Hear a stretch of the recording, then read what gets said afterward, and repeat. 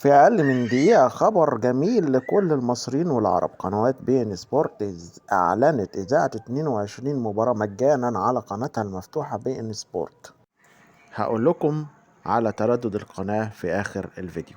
محمد السبيعي الرئيس التنفيذي لقنوات بي إن سبورت في الشرق الأوسط قال: يسرنا أن نبث أبرز مباريات كأس العالم مجانا ليتابعها الجمهور المحب لكرة القدم. هتكون أول مباراة هيتم إذاعتها على القناة المفتوحة بين سبور هي مباراة الافتتاح بين قطر والإكوادور. من المتوقع أن يتم إذاعة كل مباريات المنتخب القطري على القناة المفتوحة بين سبورت، وأيضا إذاعة مباريات النصف النهائي والمباراة النهائية لبطولة كأس العالم.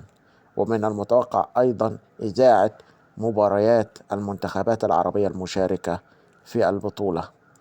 تردد القناة هو 11052، معدل الترميز 27500. هسيب لكم في الوصف تردد قناة بين سبورت مفتوحة. بالتوفيق للجميع، شكرا لكم.